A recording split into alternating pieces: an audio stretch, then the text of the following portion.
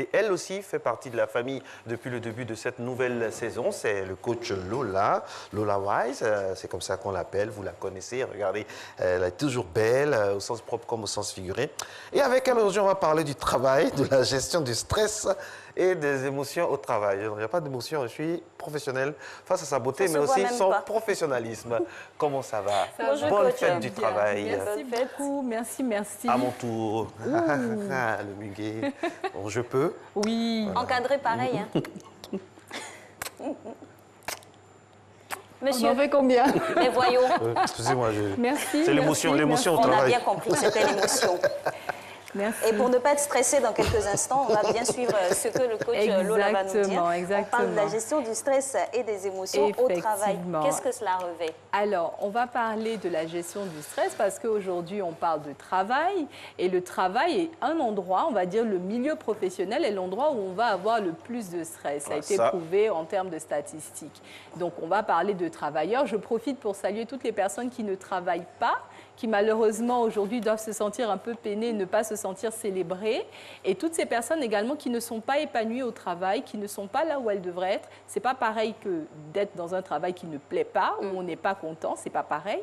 Mais là où on devrait être, c'est-à-dire sa mission, etc.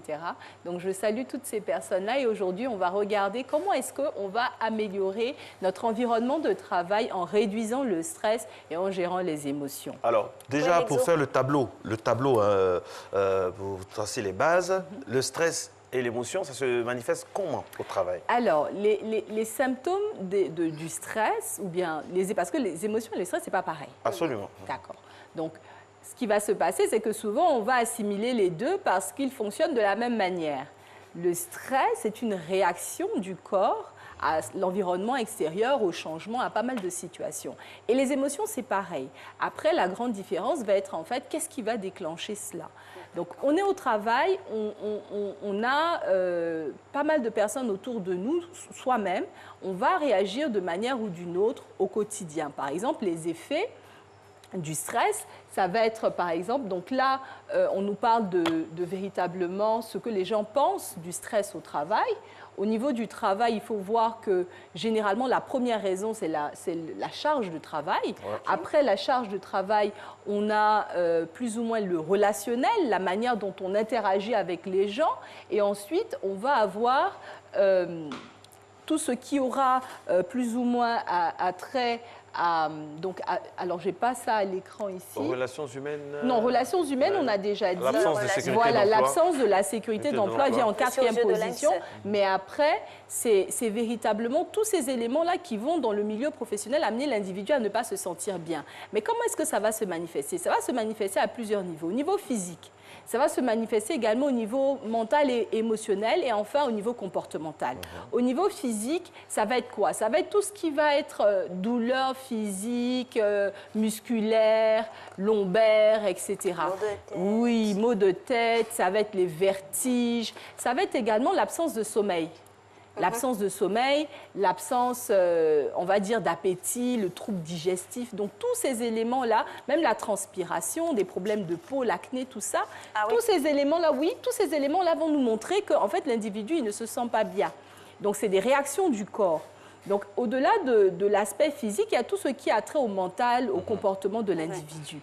Donc, au mental, au comportement de l'individu, on a quoi? On a, par exemple, l'individu qui est facilement irritable, ou bien l'agitation. Et même au-delà de ce qu'on va pouvoir voir au niveau du travail, le stress professionnel peut créer une absence totale de libido. Est-ce qu'il y a un bon stress? Oui. Est-ce qu'il y a un bon stress en entreprise? Alors, quand on dit bon stress, c'est pas véritablement, on ne peut pas dire bon ou mauvais stress, mais en fait, c'est comment est-ce que la personne va gérer le stress. On dit qu'il y a des personnes qui sont tolérantes au stress et des personnes qui ne sont pas tolérantes au stress. Alors, au niveau du stress, on va avoir des personnes qui vont généralement réussir à transformer ce stress-là positivement. Ça va augmenter la motivation, ça va augmenter la performance. Il faut voir que le stress a toujours existé. Depuis la nuit des temps, le stress existe. Donc, il ne faut pas se dire « je vais supprimer le stress ». Toute personne qui dit qu'on va totalement supprimer le stress, ça n'existe pas. C'est un phénomène physiologique qui va arriver naturellement dans la vie de toute personne. parmi nous ici, tout le monde a déjà vécu des situations stressantes. À qui le dites-vous? Ah, vraiment. Et au travail, ce qui se passe, c'est que le véritable souci, c'est qu'au travail, on a des situations de stress qui perdurent et qui deviennent continues. En permanence. Hein. En permanence. Et c'est vraiment dans ces situations de stress continu qu'on va dire que là, il y a un véritable danger.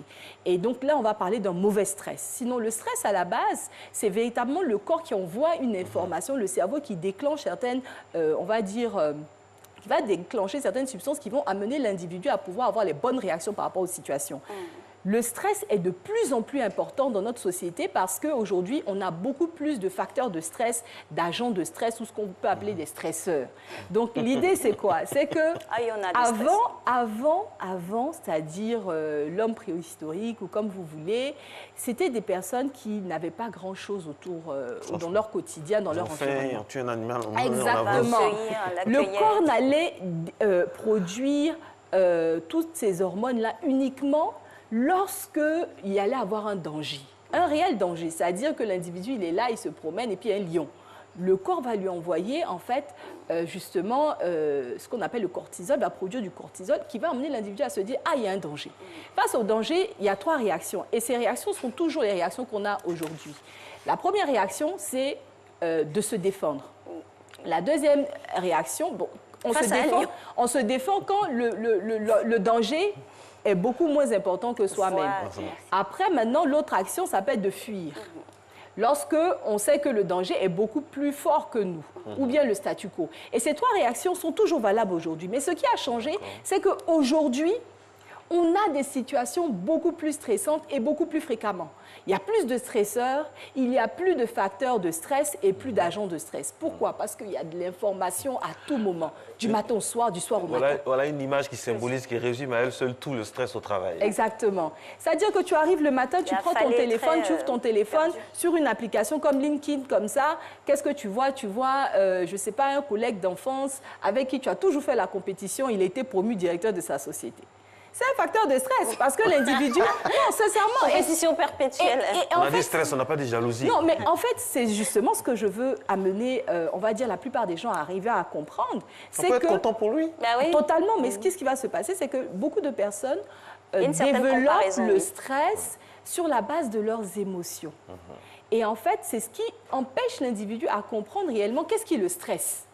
Parce qu'on fait une mauvaise analyse de ce qui nous stresse. On utilise les effets du stress dont on a parlé tout de suite, tout ce qui est symptôme du stress, pour dire que, ah oui, parce que j'ai mal au ventre ou j'ai de l'acné, je suis stressée. La raison du stress ne vient pas de la poussée de l'acné.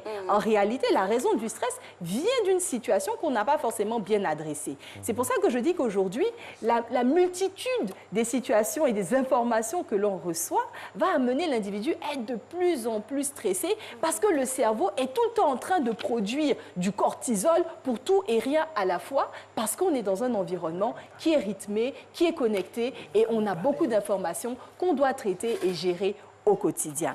Donc, tout à l'heure, je parlais des émotions. Comment est-ce que les émotions ont cet impact-là?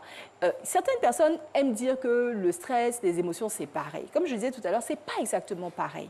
Mais l'idée n'est pas de venir faire la dichotomie entre les deux. L'idée est de comprendre que ni les émotions, ni le stress ne sont dangereux pour l'homme. Ce qui est dangereux, c'est la réaction qu'on va avoir par rapport au stress et aux émotions. Donc, notre manière de gérer le stress, c'est ce qui va véritablement déterminer tout ce qui va se passer dans notre quotidien et dans l'épanouissement au travail. Donc, qui dit gestion du stress, qui dit gestion de ses émotions, etc., peut se faire en plusieurs étapes. La première des étapes, c'est vraiment gérer au niveau des symptômes. Les symptômes au niveau corporel, au niveau, on va dire, physique, etc. Ça va être quoi? Ça va être pratiquer la relaxation. La relaxation, les exercices de respiration, la sophrologie, tout ça va permettre l'individu à canaliser l'émotion. Donc là, on est véritablement sur comment on arrive à maîtriser l'émotion une fois qu'elle apparaît. Donc on a déjà constaté la situation, on gère à ce niveau-là. On va aller crescendo pour montrer comment est-ce qu'on peut prévenir le stress. D'accord?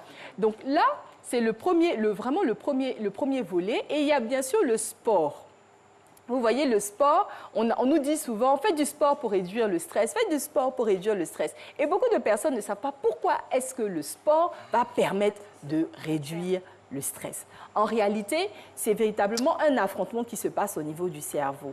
Le cerveau produit des hormones, n'est-ce pas? Et donc, lorsque ces hormones-là vont être produites, on aura le cortisol qu'on appelle aussi l'hormone du stress. Hein. Donc, le cortisol va véritablement amener, on va dire, l'individu à être stressé, à se sentir pas bien, etc. Mais quand on fait du sport, on produit de la dopamine. Et la dopamine, elle, au contraire, en fait, on peut l'appeler également l'hormone du bonheur, va produire de la joie, du bonheur, un bien-être. Donc, en fait, vous choisissez de faire du sport parce que vous savez clairement qu'en faisant du sport, vous allez produire l'hormone qui va venir contrecarrer l'hormone du stress. Donc, ce n'est pas à négocier. Si vous êtes stressé, faites du sport. Ça va vous aider considérablement à canaliser vos émotions et on va dire les symptômes que vous avez au niveau du stress. Donc là, on est véritablement sur le premier volet, l'aspect extérieur. Malheureusement, on a commencé l'émission en retard. On va terminer dans ce dernier volet. La prévention. Oui. D'accord. Donc, on va faire rapidement 2 autres exercices. On va travailler l'interprétation qu'on a de nos émotions et de nos pensées. Parce que c'est ce qui va produire le stress. C'est pour ça que je donnais l'exemple de toutes ces situations qu'on interprète mal et qui sont transformées dans notre quotidien comme du stress. Et enfin, après avoir fait gérer le corps, la relaxation, le sport, gérer nos pensées, améliorer notre manière d'interpréter le monde dans lequel on est, l'interpréter de manière positive, nous pouvons en 3e, et vraiment c'est ce qui est le plus important, arriver à identifier le stress au quotidien et éviter toutes les situations dans lesquelles vous êtes stressé. Voilà pour aujourd'hui. Merci beaucoup, Très coach. cher coach. On vous a remis le muguet déjà? Oui, j'ai mon muguet. Okay. Belle fête encore. Hein. Merci, bonne fête à vous. Merci. Travail.